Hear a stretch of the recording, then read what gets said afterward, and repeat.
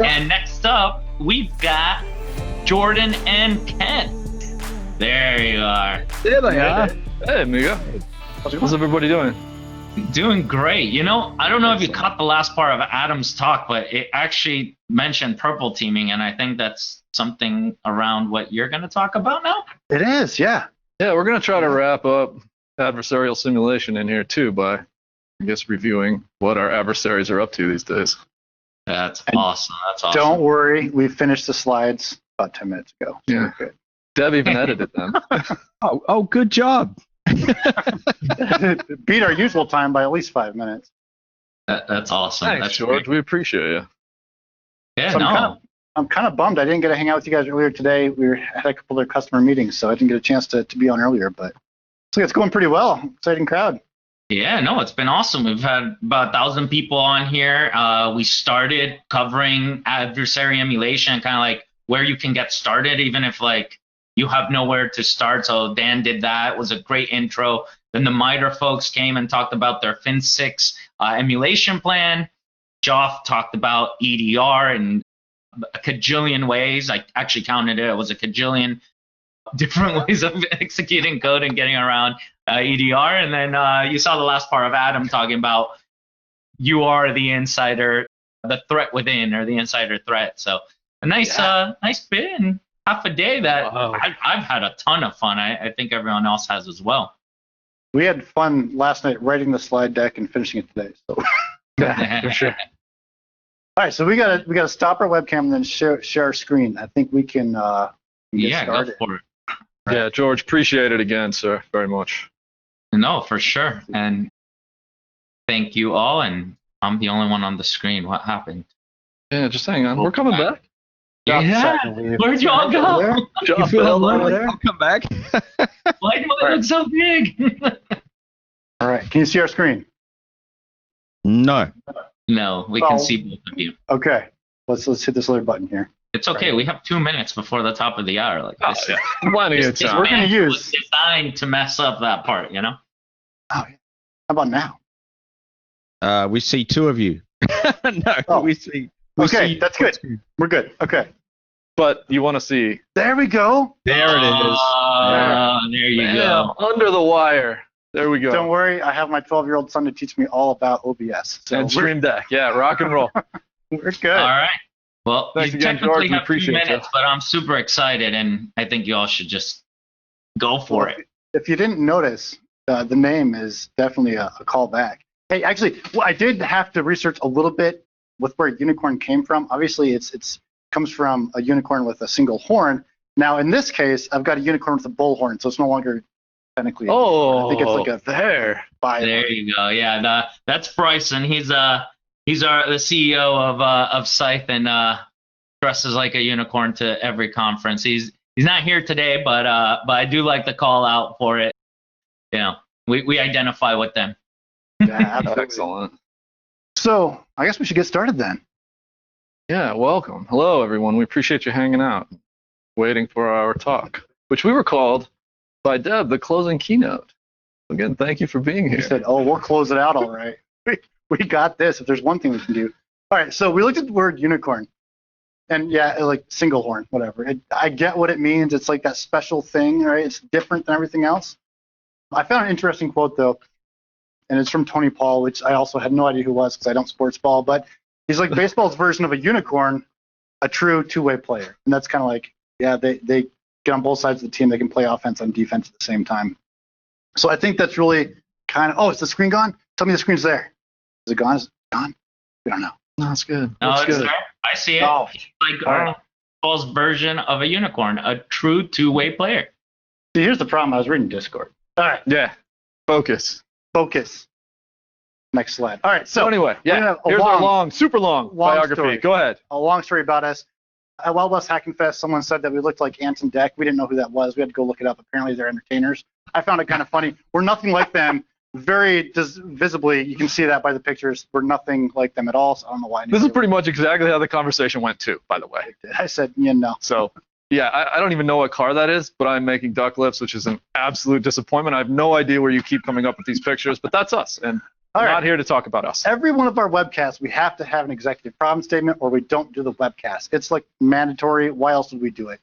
So when we talk about the EPS, the executive problem statement, one of the things that pops up for us is that we see is despite efforts, breaches are still happening every day. Now, I guess, to be fair, it's not every day. It's like every 4 days, as evidenced by the dates here. In scale, right? There's a breach every day. There's no doubt. There is. But at scale, about every 4 days. That's what we're finding in the millions. So we found 2 that were recent that we wanted to talk about and kind of put it into perspective of a purple team, because that's what Jordan and I are pretty passionate about. So the 2 that we came up that are really recent, a couple days in fact, on October 20th, there was 350 million records that were disclosed on an open Elasticsearch. We'll get more into that in a second. And then the other one a couple days ago, Dickey's Barbecue, 3 million PCI records with credit card numbers and all the good stuff from the mag strip. So to talk about kind of the context here, we were invited to come talk about purple teaming and adversary simulation, and this is, again, really what our adversaries are up to.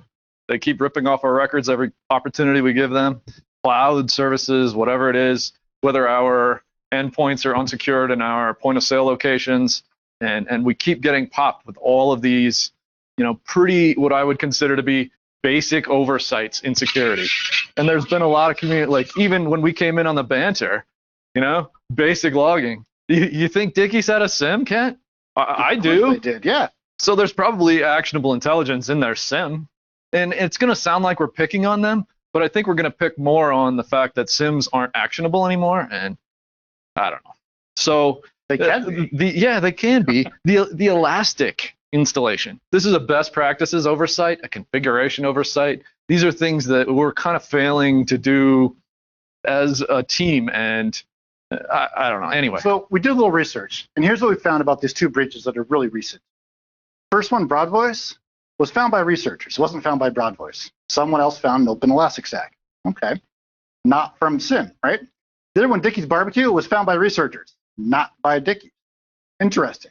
In fact, they were actually found by financial researchers that were going on the dark web looking for financial packages from credit card numbers. It's interesting that neither of these 2 cases were they actually found by anything that the corporations were doing themselves to protect themselves. That's not where it was found. I think that's interesting. And if you put it into context about how we're managing security right now, it kind of makes sense, right? We're doing everything we can to protect the environment, the security environment, and we're going through and we're doing hunts, we're trying to actively pillage and pivot and do all these things as a red team, and then we've got the blue team building the SIMs, building the IOCs, building the TTPs, right? All of these things, but for some reason it's still not working. You can't tell me that Broad Voice and Dickey's didn't have a massive technology stack. And a budget probably more significant than their loss at this point. More EPSs. SIMs. They're great. What would we do without them? Expensive, though. Yeah, I know. What would we do? Store our logs in a drive over here?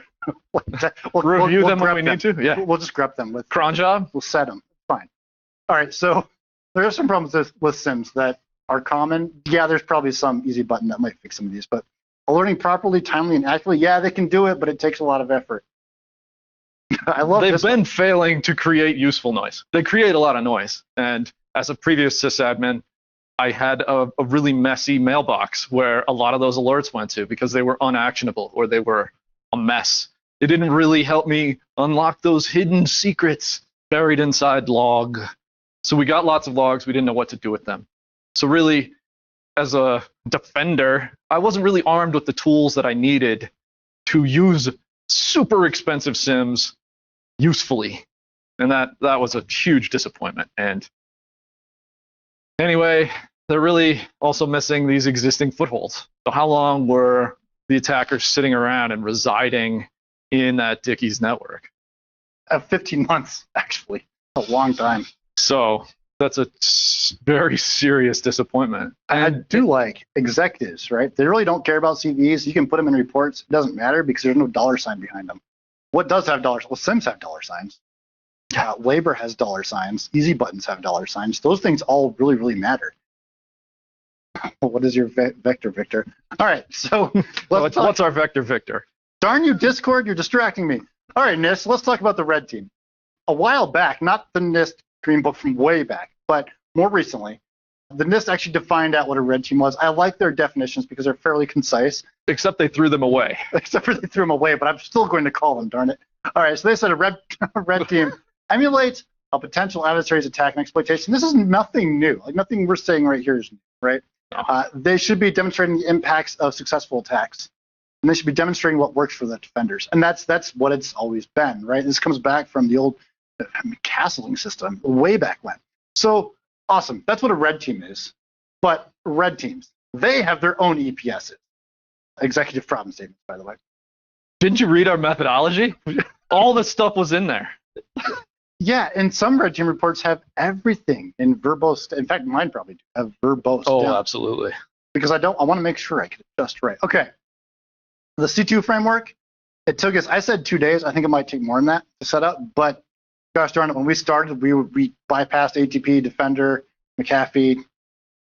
I can't name them all. I'll get in trouble. But the point is, we bypassed them by 8 a.m. Yeah, you spend all that time on the C2 framework, right? And you end up with a tooling infrastructure that is pretty normal in appearance, executes and runs and does its thing, makes that connection. And it just works, right? We don't really talk about AV bypass anymore because we have methods to do it. And kid you not, they are there. Yes, we spend 2 days to set it up. But yeah, go watch Joff's talk from earlier, or go watch Jeff McJunkin's talk from Wild West Hackin Fest. You need some tips and tricks for getting started in AV bypass. Trust me, it's pretty reasonable to expect your pen testers to bypass your. All right, so the red team, they also have a problem with saying, it's in the CVEs. Just go read the CVEs for all your detection. Oh yeah, mitigation, it's in the TTP. Just go read that, you'll be fine. Map it back to MITRE, and then everything's good, right? But the good news is we owned the blue team. Oof. All right, so blue team. Let's talk about them for a moment. NIST also did a great job, very concise here, saying they're responsible for defending the enterprise use of information systems. I don't know. I mean, we could say it a lot of different ways. We get what it is. They're defense. They're defending. They're the ones that are stacking up the rocks to try to build a wall to prevent red team. They're identifying the security threats and the risks of an operating environment. So no more is it just saying, okay, red team got in, right? It's actually much more than that. They're actively looking at their environment to make sure they know where all the vulnerabilities are. And the great one I say is provide recommendations. They might not actually be building the actual defenses, right? But they can provide the recommendations of it. Yes, I love EPS. This is my new favorite one. The executive problem statements go on. There's a lot of problems here, right? Red team has problems with communication. Blue team has problems with communication. Red team has problem with reporting. Blue team has problem with reporting. Nobody really knows how to read each other. Red team doesn't want a blue team, so the red team often can't hand over those sets of information that would really help a blue team go and find what they're doing. Blue team doesn't really necessarily want to go be red team unless they've made that step mentally that, hey, I want to be an attacker. I want to be a pen tester. I want to be a coder, developer. Kind of. So I do see the difference. Okay. Let's get through EPS though. So we paid Splunk $3 million last year, and we got all the logs. It's cool. Whatever you want, we can go search for it. And then you go read that you weren't capturing a specific event ID because you didn't have your sysmon and XMLs installed, right? XPaths. Okay. Oops. Oh wait, you wanted PCAPs? We don't actually do that because we have the $3 million Splunk interface, and we didn't think we needed PCAPs. And we used to have Pastebin API searches, but then Pastebin took that away, so we're actually not searching in Pastebin anymore when we have data disclosed. Oh, but there's a plugin for that, so we can stack it on top of something else and make it work again. These are the things that blue teams kind of have to deal with, and they get into this and like, yeah, we had all this interface set up, but our vendor's API changed and it's broke, so now we have to go manage that over again. And the same type of thing. We're talking about logistics and logs and optics. And that's not trivial at all. And we're speculative here, right? We're saying that 3 million in Splunk, that could happen. I don't expect it. Probably a lot of logs. One of the problems that Jordan and I realized early on in our process of going from blue team to red team is that it's a mentality change. It changes everything about the way you think. And somewhere along the line, we realized that no matter how red team we could be, we'd still have that blue blood in our soul because that's where we spent 15 years of our career. And because of that, no matter what we could do, we'd still look at a red team, some sort of attack, and get back down to the point that it's still running protocols or abusing protocols in some capacity. And that's that blue team coming through and saying, oh, hold on, there should be a log of that somewhere. If there's not a log about it somewhere, we can find or make a log about it somewhere. And I think what we realized is that Joff is an amazing red teamer, right? He's probably great at blue team too, but I can tell you he's a lot more effective at being a red team than he is blue team. And that's interesting because for a long time, it's always been, even from NIST, even from Castling, it was the red team versus the blue team. In DoD, red versus blue. In information security, when it first started that methodology, it was red versus blue. How could you get away from that? It was always this dichotomy of the red team is going to own the blue team, or the blue team did a really great job and the red team didn't get anywhere. And effectively, the success of one team meant the failure of another. And that just destroyed the effectiveness of what was actually trying to happen. What people are trying to do is trying to increase security overall, and it becomes much less effective when you have this, I guess, competition. And how to do it differently. And purple teaming is not new. It's been around for years. The idea was you break those barriers about that dichotomy, right? And I think even in the past, there's a big uproar about it a couple years ago, and then it kind of fizzled out. And I think the reason it fizzled out is because the mentality was, okay, you get the blue team, you get the red team, you put them in an office together, and you make them do stuff together. And you found out that that's not really working. And I think that's kind of where we came down to, is that there needs to be a framework designed around where you can get collaboration efforts together while respecting where people's actual experience is. Joff is an excellent red teamer. I've got more experience blue teaming than I do red team. And I think if we were to look at those two perspectives and say, I'm not a purple teamer, I'm actually a blue teamer, but I'm going to go to work with a red teamer, and that's going to make a purple team. Right? It's just colors, but in reality, it comes down to that competition, breaking those walls down and making collaboration together so that you can increase the efficiency overall. So let's talk about that. If we talk about purple teams, not every organization could probably do a purple team, but then again, any company could. And the reason for it is some organizations already have blue and red teams. They already have just a blue or just a red. Some companies don't have either. They use MSPs or MSSPs, and some don't have that at all. They just have a help desk. And the idea here is that the purple team, you don't have to have that individual instinct that, the help desk person, they're not part of the purple team because they're just help desk, right? That's not how it is. In the purple team, as we define it out, it's everybody. It's a collaborative effort from everyone in the organization to look at things slightly differently and to collaborate to make information security better. And to be able to design that, we had to build a lifecycle around it that made it functional, that brings in departments and everything to do it. But ultimately, when you look at a purple team, it can fall under the information security technology, cross-organizational units. Where that leverage falls in your organization might differ. But the point is, it's a team that can be parts of different departments all mixed together. So let's say you have one IT employee, Ken, and their job is to make security better, and they pick out something like passwords. They want better passwords at the organization. How could they form, say, a purple team with HR, or maybe their system, maybe there is a technology director at the organization? How can one employee form that purple, color-coded, so to speak, team to improve password security? It's interesting. Okay, so that one employee is going to have, because they're the only one, if that's the scenarios, they're only one, they have the visibility to see how things are operating in terms of the help desk, in terms of people needing to reset their passwords.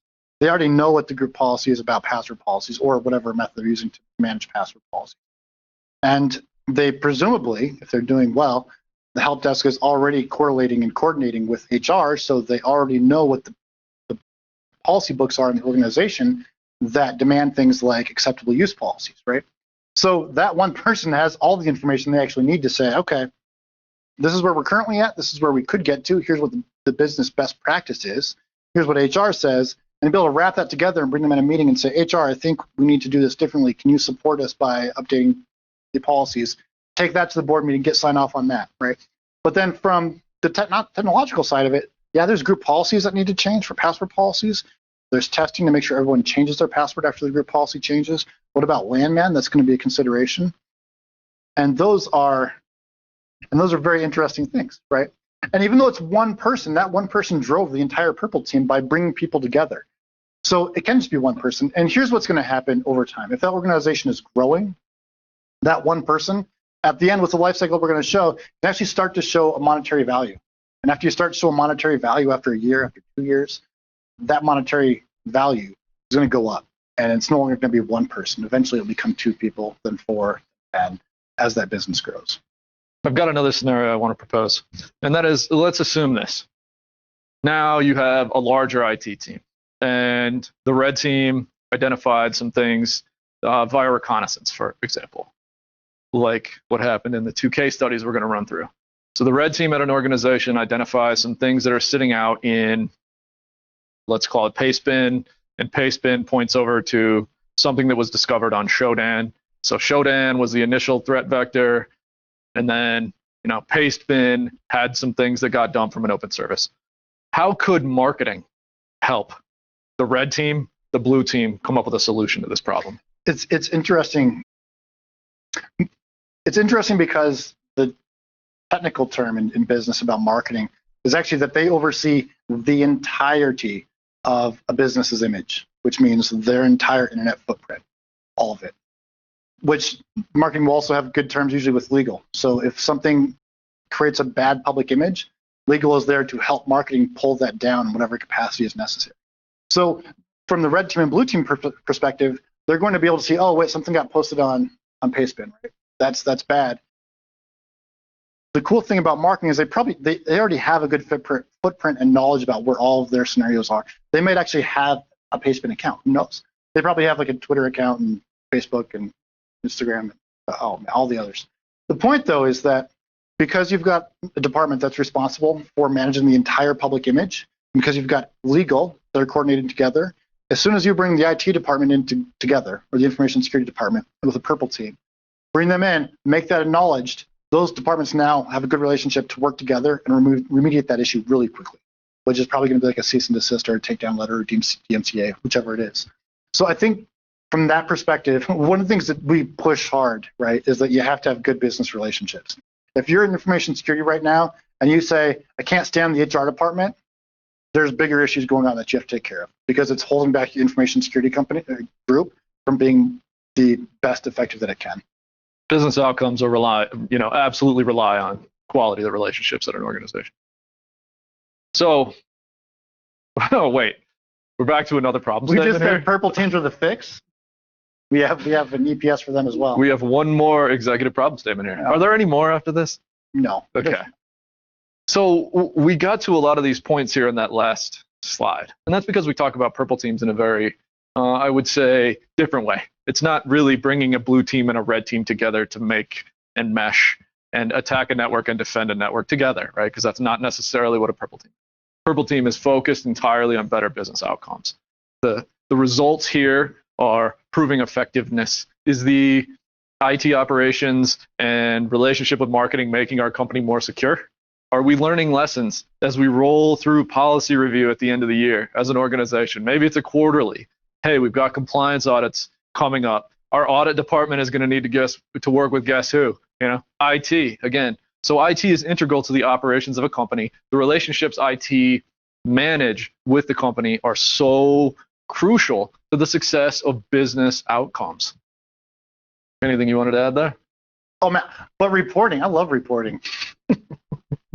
I'm not great with sarcasm, but I do love reporting. One of the EPS, as we said, is reporting, and we wanted to talk about that in more detail, right? We're going to, in a fun, not boring kind of way.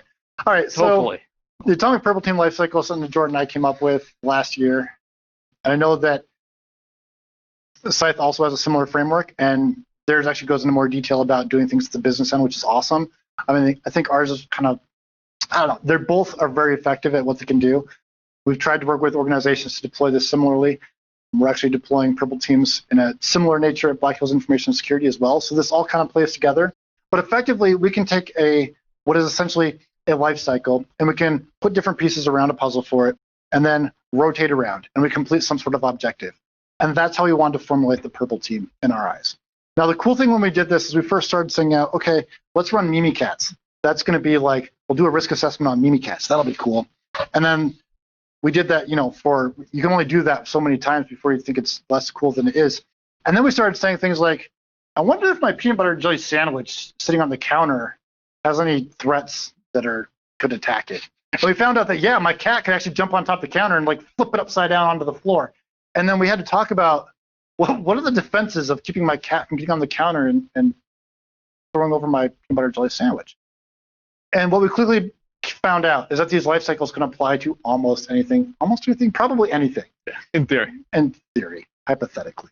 So let's talk about that. In this life cycle, we're not going to go through every one of these pieces because that would not be great use of our time right now. Instead, we'll show this really ugly slide to show you all the pieces that go into our thought process and the chaos of this. And then we'll move on to the next slide because we don't really want to talk about that. But there's a lot of things of interest here. We're going to skip over many. Yes. All right. So then we talked about reporting. And to make reporting easy, we said the life cycle should have a report that's 1 page long. Or 2, maybe. Yeah, okay. 2 pages. 2 pages long. Now, if you need to link other references, that's fine. But you should have 2 pages, 1 page. 1 page long. And that 1 page long should cover all the information about the purple team, everything that was done, the attack, the risk assessment, defense, the change management. My gosh, in 1 page. Okay. And here's the thing: this lessons 1 page. Learned. Yeah, don't forget. Oh, lessons learned. Yeah. There's some things that are very Yeah, that's the important one that pushed it over 1 page. Pickerel for SANS 504 students. Pickerel. Oh, it is. I forgot about that. All right, so here's the thing. This 1 page can be consumed by all departments. That means you could be able to give this to the HR department and be like, oh, yeah, this is what this is. Cool. Policy review on passwords. We updated it. Yeah. Look. Give it to the marketing department. They'll be like, oh, yeah, we know about that. Yeah, we had an exposure publicly. We took care of that. Yeah. Give it to legal, and they'll be like, oh, yeah, someone fished our domain. We got that. Yeah. Had a takedown notice. Here, look. They're all linked. So these are all hypotheticals that you can run through in a purple team. Now, the report, again, 1 page or 1.5. At the very top, you just have some basic information, right, about the project itself. Who's assigned, when it started, what the goal was, right, and maybe where it came from. Like, did the business unit detect some kind of breach in a related industry, and then we wanted to go review our network for it? It came from business. Okay, so we said this can be anything, right? It's my peanut butter jelly sandwich. There's some other things in here, too. We talk about best practices. You can put best practices into a life cycle, right? What's the attack? Well, the attack is checking what you have. What's the defense is, or sorry, the attack could be best practices. The defense can be what you currently have. And then you end up with a delta. And whatever that delta is needs to go through change management to get to an active best practice delivery. How many best practices are there? Infinity. I don't know. That's a lot. It's a lot, though. It is a lot. I don't know if it's infinity. I mean, best practices for what? Making a peanut butter jelly sandwich? Don't own a cat. Avoid peanut allergies. So, yeah. All right. So there's other interesting ones on there, like fidelity check, right? What is a fidelity check? In this context, a fidelity check is we did a life cycle last year. Let's replay it and see what happens. We should get the exact same results as we did last year. And it shouldn't take, cats do have 9 lives. And Mimikatz, yeah, if we go back to the Mimikatz reference, as long as you can catch the little logo in logging, you're good, yeah. Right? And antivirus vendors only respond once you can get Mimikatz to run. Isn't that correct? Pro tip. Okay, pro tip. If you're doing PowerShell transcription and you've got your PowerShell commands going to a text file, don't look for the word Mimikatz or Ben. Look for the logo that is Mimikatz because it doesn't change. Okay, so moving on.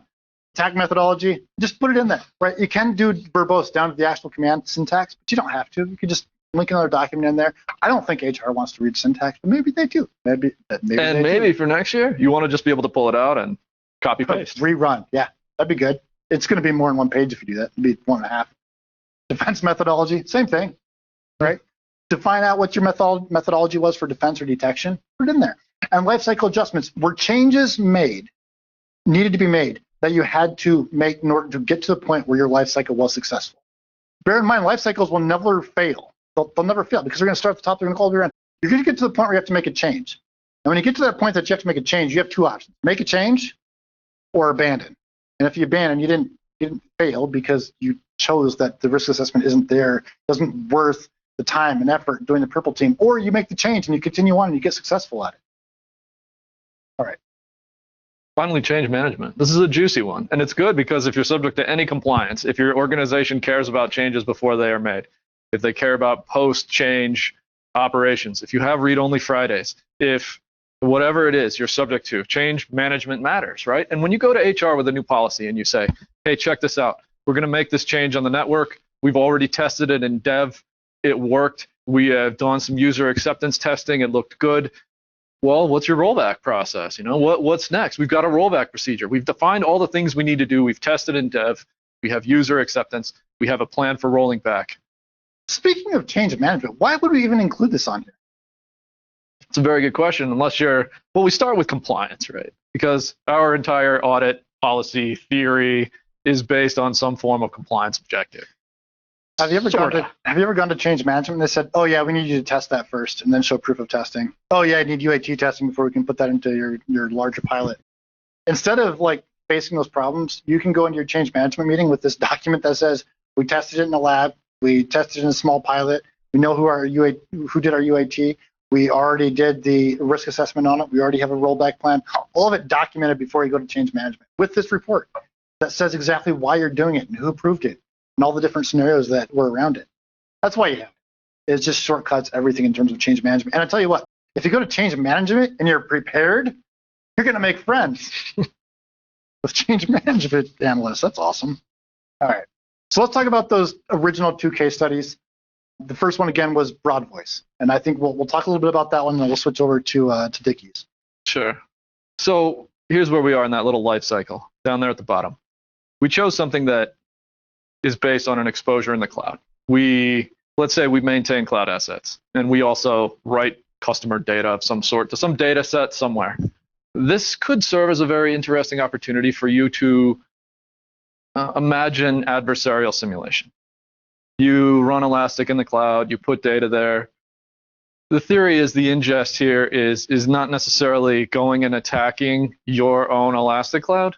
The ingest and attack for this is basically a review of this entire breach set and making it applicable to your organization and how you can go forward. So what happened with this ingest? Broad voice exposes an Elasticsearch data set. Unencrypted, unauthenticated, in the cloud. And guess what happens? Everybody's personal voicemails, call records, full names, text, destinations gets dumped. And so now you've got an entire customer data set that is ready and ripe for phishing. And so this is a terrifying scenario for Broad Voice, who is now getting some bad press. But unfortunately, there's really no consequences for this happening. I'm just thinking of all the people are they going to get a fine? Slapped? Like, what's going to happen to them, really, at the end of the day? Think about the most cringy voicemail you've ever left in your life and know that it could have been transcribed sitting on an open Elastic server. Like, that's what gets me. Not that I made a habit of that, but I know I'm sure I've had some ones that I wouldn't be proud of. Fair. So that's ugly. That's the ingest. Yeah, that's your risk assessment is like, someone messed up. What should we do? Really bad. How do we not do that? Right? Is that like actually the goal here? How do we use this company as an example of how we should not do business? In a purple team. In a purple team. We can. How many departments are involved in this? Well, it's legal. For sure. Legal. Lawsuits are inbound, yes. Yep. HR. Check. Information security. Check. Vendor management. Probably check, depending on how you decided to deploy that Elasticsearch instance. That's at minimum. And so this is a case study. This is a perfect case study for a very current scenario where you want to make your organization more secure. So no matter what happens, even knowing this has happened to someone else is probably going to make your executive team think twice about letting you just deploy services in the cloud without consideration for the possible impact. How would you plan here? Does this seem appropriate?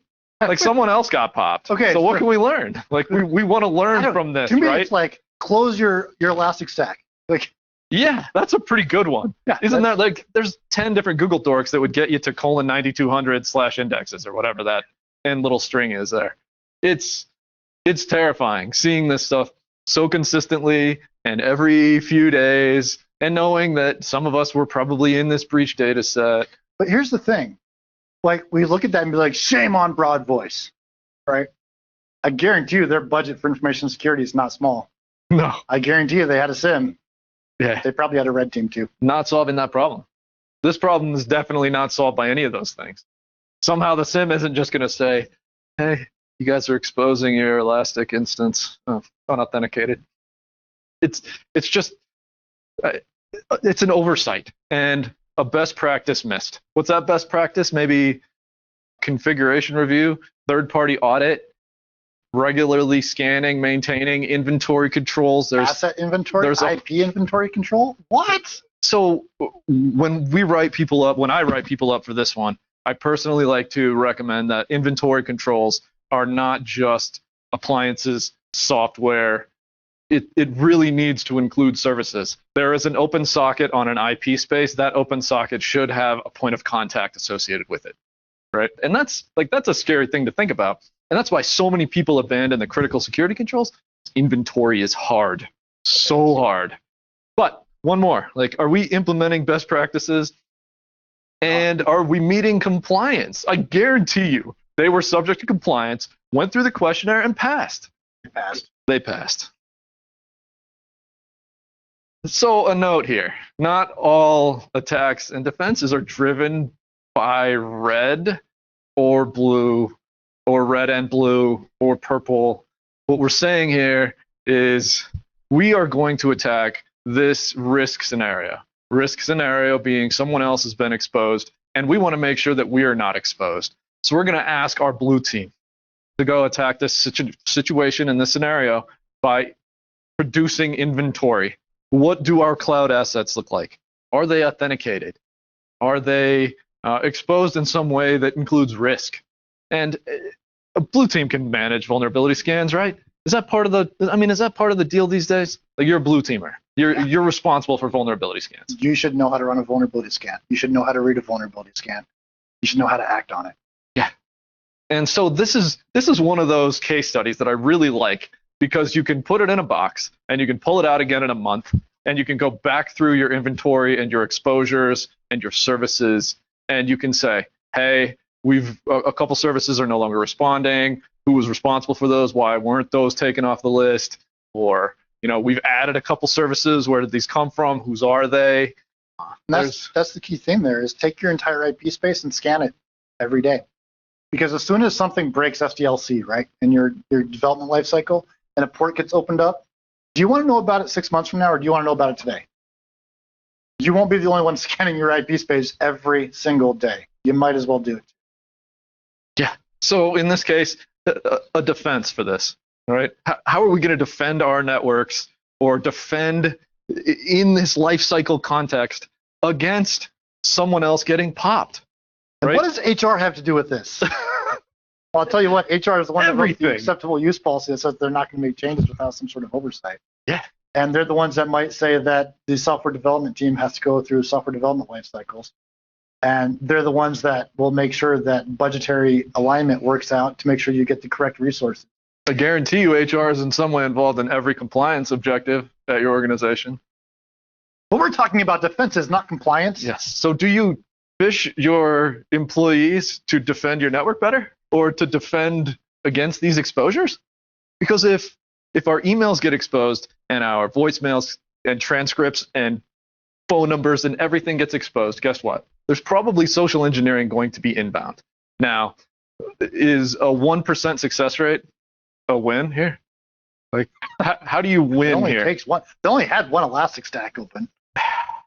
There's only 350 million recs. Painful.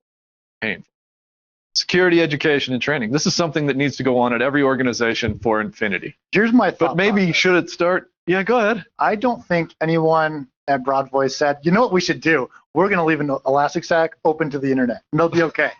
I don't think anybody said that. I think it was just missed. How do you miss an Elastic install with 350 million records? Is my math right? You have a checklist that says close port. Yeah, but Bob, that's the key thing. Maybe they didn't. Where was that write operation coming from? Was that from a customer management relations tool? And that CRM said, oh, hey, we need an Elastic data set to write to somewhere. I can't even imagine that whole chain of events that occurred. Well, that sounds like vendor management. Adjustments here.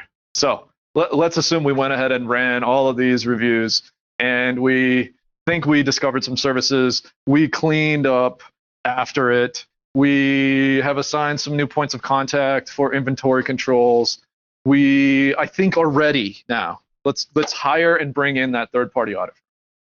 At this point in InfoSec, I believe that firms who are going out and hiring an audit firm to test their defenses, to test their employees, to socially engineer, to red team, are actually engaging in basic purple team. And that is to improve your security, to make your organization better, to have someone else help you understand risks. So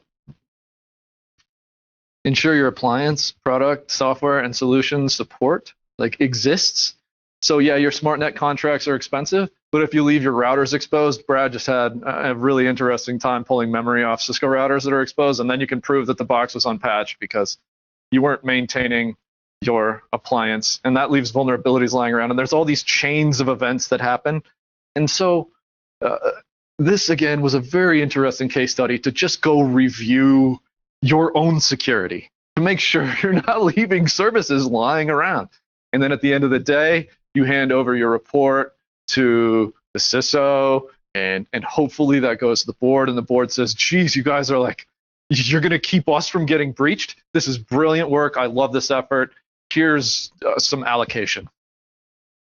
One of the biggest things on reporting is to bring it back down and start talking about cats and dogs. Bring it back down to $1 figure. Now, information security professionals, they don't really need to bring it all the way down to $1 figure to say that if we do this work, it's going to save us this amount of money or this amount of risk, right? But if you can bring it down into terms, which you should be able to, of risk and impact, probability, those types of things can be given to your C-level, to your board. They're going to be the ones that put $1 figure on it, because they're the ones that have the full visibility of the entire stack to know how much that risk is worth. And if you can protect against that risk, they're going to be able to put $1 figure about how much money they can invest to mitigate that risk.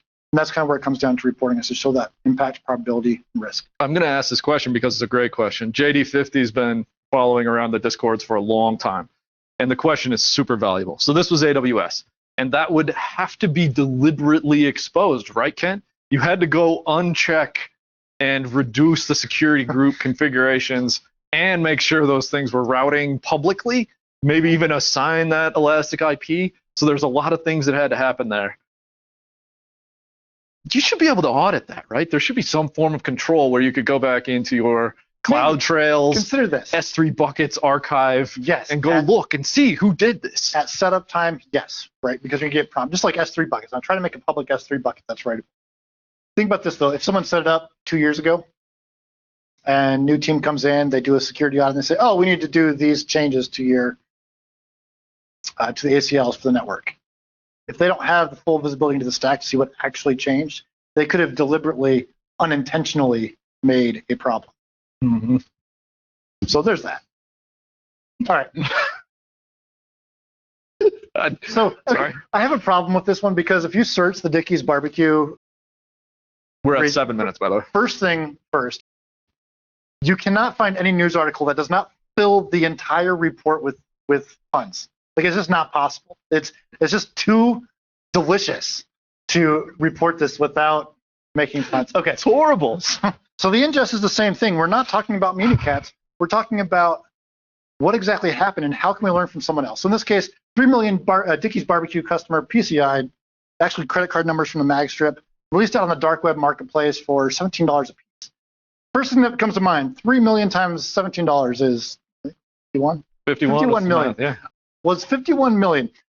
Now compare that to Dickey's barbecue information security budget. Again, it's going to sound like we're picking on Dickey's. We're not. In fact, Dickey's might not have even been the one that caused this problem. It could have been one of their middle tier services. Right? Vendor, Target? Vendors. But HVAC? But HVAC, yes. We're not going to target on that. Okay. Adversary had open pasture for months, right? They did. The adversary, right? They had a footprint in their network for 15 months doing this, grabbing credit cards. The mag strip was used instead of a chip, despite vendor warnings. So there's a couple of things we can learn here. So let's talk about a plan. Someone else got popped. What can we learn from it? First, we're going to read the research about what's happening. We're going to try to avoid the puns. The next question we're going to ask is, this is all about PCI data. Where is our PCI data? Where does our PCI data go and who has access?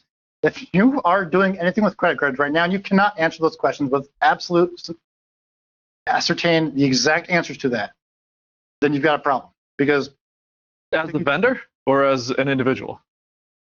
So Dickey's might not have been the problem here, right? But they're going to be the one that gets dragged through the PR mess because of it. Sure. So bear that in mind. Fair. So yeah, even as the marketplace. All right, so the attack. Adversarial simulation. Texas mode, hunting with friends. So the idea here is, quite frankly, you can just go to a Dickey's barbecue that was affected and say, okay, let's buy some lunch and pay with a credit card. And then literally just follow that credit card from where it goes. And then someone in that building needs to know how the market worked for the magstripe, right? And then someone else, probably the franchisee, knows where that data goes, and then someone else is paying the contract with the vendor, and then eventually money gets to the bank, right? You should be able to track that all the way through. Consider that an attack. Let's do the defense though. Consider this. DLP. Somehow credit card numbers, PCI data left a network. It might have been a Dickie's network, it might not have been, but it left a network, and it got into the hands of bad guys. Beacon analysis. And then my favorite, wallet to deposit. So do that wallet to deposit, like go to lunch and like actually monitor what's happening with your credit card. Did they use the chip or did they use the magstripe? Well, let's talk about this more. Go to the next slide, Jordan. We'll look at this. Consider this. Well, let's do PCAPs. Let's actually see what's happening with the data. Let's do that bacon analysis to hunt for the adversary. Protect the pig like your brisket depends on it, because your PCI data in this case is probably not going to be well for Dickies. Right? Even if they're not the ones that are a problem, they're going to be the ones that are associated with the problem. Stop you right there. Yes. I bet you they pass their PCI SAQ. They probably pass it every year, and they passed it for the last 15 months too. Build vendor management, right? If this actually is because of one of their vendors, yeah, I mean, they can try to push PR to focus on the vendor, but it's just like Target, right? It was an HVAC vendor that was the problem. But so if your vendor tells you to do something, if they say you need to stop using the mag strip in the next 5 years, and you're on year 5 and you have not stopped using the mag strip, the vendor might not be the only one that has a problem. Okay, at the end of it, a report, short, concise, easily consumable by all the business departments. You can put a dollar figure at the end. So that's 2 life cycles that are kind of out there on the whim, right? They're not Mimikatz, they're not an actual attack, but they're current events. And they're simulating adversary behavior, right? We go do it ourselves and see if we can. All right, so Jordan and I do have a class. We're not going to do any more of a punch right here than this. We've come up. It's Secure West Virginia open to the public, and that's where we're going to close it out. If you want to know more information, ask around. You'll find us. Otherwise, we're going to shut that off because you don't want to see about that. We want to talk to George. We do. This is awesome. This purple team stuff, especially when it comes to adversary emulations, is awesome. So it's a 16-hour course, and you provide each student with their own lab environment. Is that how it is? Yep. Lab environment, 2, a domain controller, server, Linux box with everything on it. It's pretty awesome. We had really great feedback from it, and it's constantly growing. So every time we do one of these trainings, we come out of it and be like, oh, we got to make another scenario, another life cycle. Yeah. And then we keep adding to them. And now, the 16 hours, we're trying to crunch more and more into it. Yeah, we are, for That's sure. Awesome. And the latest one, right? Like we watched Tim's webcast on Kerberos. So guess what's in there now? We've got a life cycle for Kerberos things. Nice. We keep adding, and that's because, George, we feel like, as you guys were discussing in the previous banter, people aren't logging properly. People don't understand what log centralization is. People are generally not doing great at catching PowerShell commands or command commands. They're not, they've never seen a packet capture analysis or sysmon logs. Yeah, optics. We really, really need to push optics. I will say one thing. Today's kind of presentation with the 2 life cycles we did, we don't actually go through those in class. There's something specific because we never get to talk about life cycles that are actually not based off an attack, a very specific attack. So today we got to kind of do that using current events, and also it's slightly more applicable than talking about. Yeah, we wanted to talk about some actual adversary stuff today. And having organizations keep getting cleaned out is just, it's got to change, right, George? It's got to change. It has to. But I think today, with everything that we've covered, we've kind of introduced adversary emulation all the way from the beginning, where you might not have much stuff and how to get started, and slowly evolved and talk about all these other areas. And now you're mentioning purple teaming.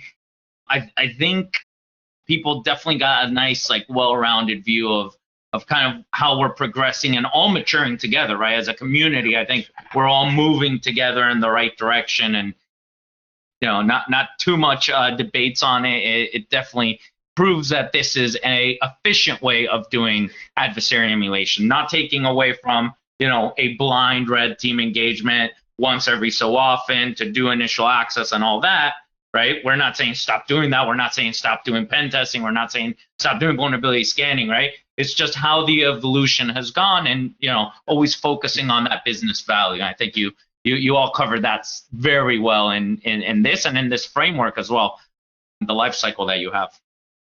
I can't say our life cycle without also mentioning yours. So you have to like put it out there for yourself as well. I've read through yours, and I'm like, we got to collaborate and put these together, right? Because I think there's definitely space in there.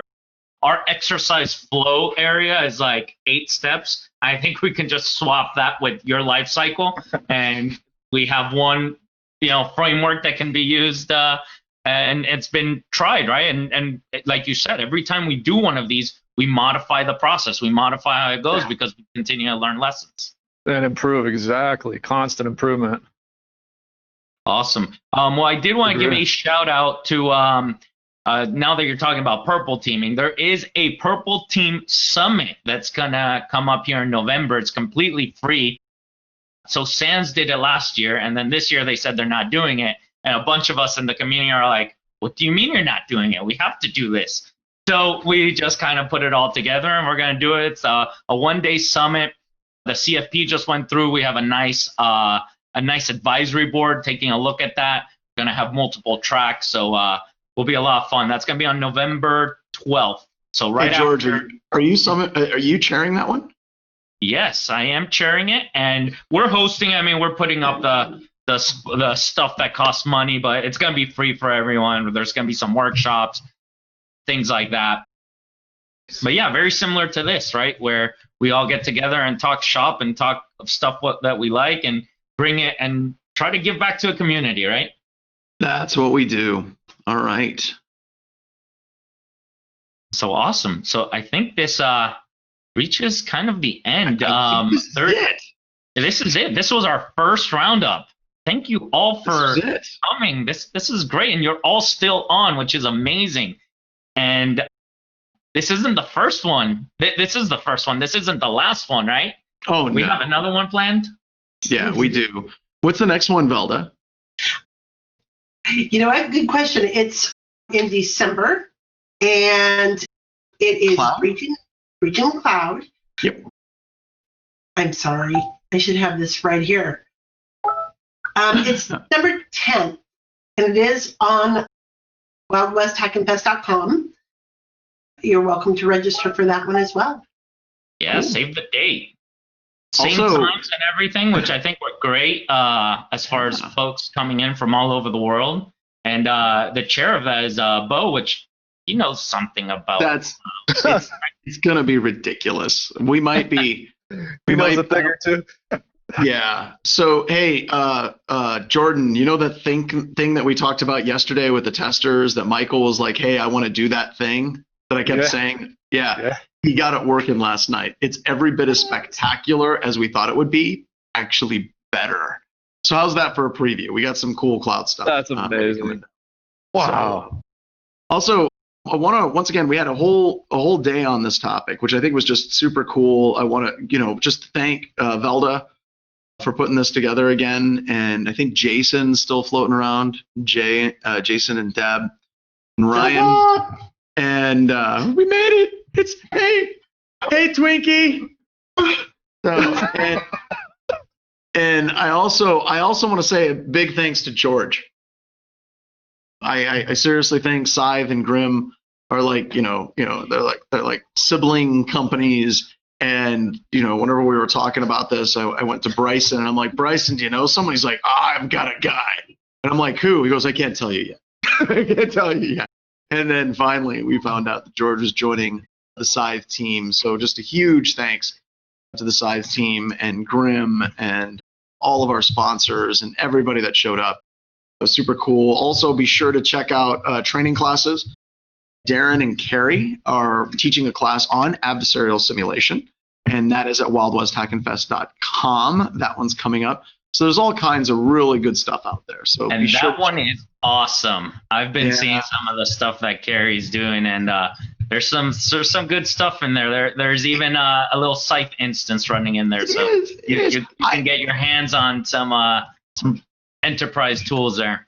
I've been wondering if this is like the first marital class, like where the husband and the wife are teaching the class together.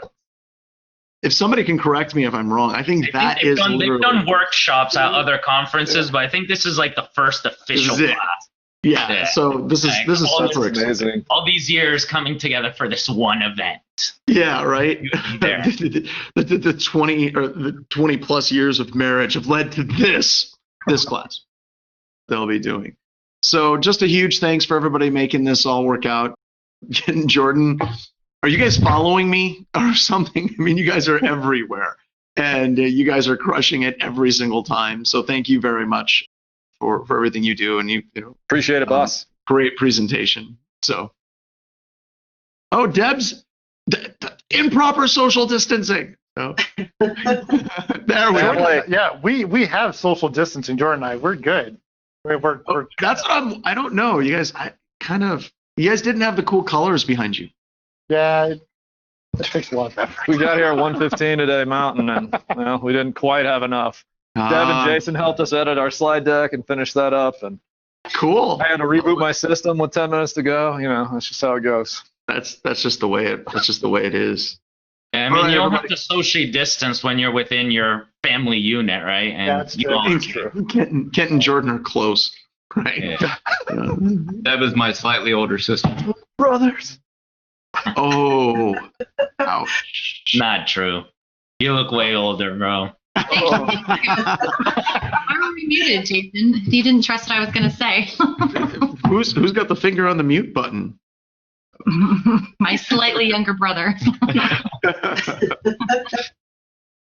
Oh, that's good. See, it sucks because my brother, works for BHIS too, but he's like 9 years younger than me, and he's much more handsome, much smarter, much funnier than I am. It just sucks that my parents, it took 3 tries to get it right. He's funny. He's never really shown any humor. My parents always called me the first pancake. The first one you always throw away. Oh, So Kevin, I'm not better. That's I know. adorable. I I think you're doing okay, John. Thanks. All right, everybody, let's kill this. This is getting awkwarder. Yes, Oh, we're that's still the word. live? Hang on. Yeah, We're still closing notes, don't you?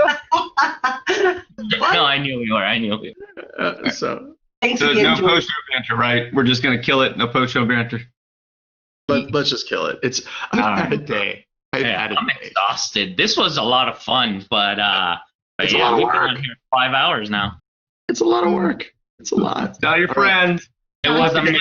We'll see you at the next roundup or at the summit.